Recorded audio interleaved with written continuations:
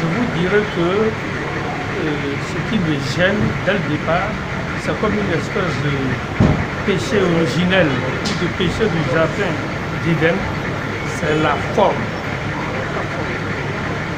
Je ne peux pas concevoir qu'aujourd'hui, nous sommes au XXIe siècle, après plus de 70 ou 80 années d'indépendance, on puisse venir comme ça, décider de faire adopter une constitution, donner un petit temps, dire qu'on a réuni quelques experts, appeler les partis politiques et leur dire voici ce que nous avons mis dedans et faites-nous vos remarques par écrit.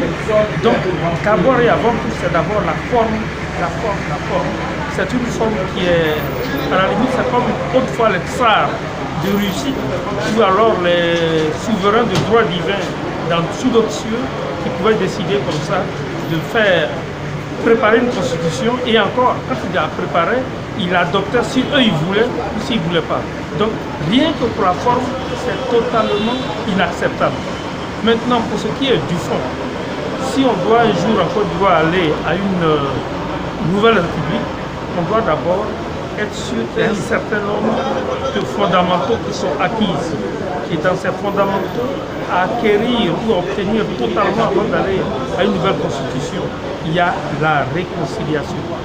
Le pays n'est pas réconcilié. Nous avons des milliers d'Ivoiriens en exil, nous avons des centaines de prisonniers politiques ici en Côte d'Ivoire, ce n'est pas normal. Nous avons beaucoup de zones de Côte d'Ivoire où ceux qui sont en exil ne peuvent pas revenir parce que leurs plantations ou leurs villages sont occupés par des étrangers qui risquent même de leur faire du mal s'ils arrivaient. Il y a trop de problèmes, sans compter quelque part la misère généralisée. Donc on pense qu'il fallait absolument régler tout ça avant de passer à une constitution qui doit nous réunir tous pour que nous parlions, nous tirions d'abord les leçons de nos épreuves du passé et que nous pensions ensemble à l'avenir. Il y a un point aussi qui est là, il ne faut pas le négliger, c'est toute l'Afrique a aujourd'hui les yeux tournés vers La Haye. Nous avons un ancien chef d'État qui est en détention là-bas. Ce n'est pas un honneur pour la Côte d'Ivoire. Ça aussi, ça compte. Il y a beaucoup de personnes en Côte d'Ivoire qui sont peinées par cela. Et ça doit se résoudre aussi. Donc vous voyez bien que, et pour la forme, et même pour les conditions avant d'aller vers le fond, rien ne s'y prêtait.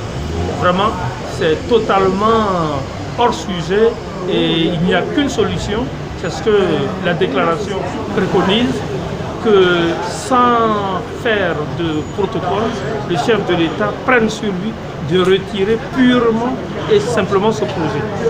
Et s'il n'est pas retiré, vous appellerez à voter non au référendum? Ça va de soi. On appellera à voter non. Mais je pense que normalement, un tel référendum ne devrait pas pouvoir avoir un résultat positif. Tout le monde se mettra en campagne, tout le monde, tous ceux qui sont ivoiriens et qui partagent à peu près ce que je viens de vous développer et qui est largement développé dans le communiqué de tous les partis. Il n'est pas possible qu'un tel référendum puisse être accepté par les Ivoiriens. Même s'il y avait des pressions, même s'il y avait de la corruption, je suis confiant qu'il ne passerait pas. Il ne passera pas.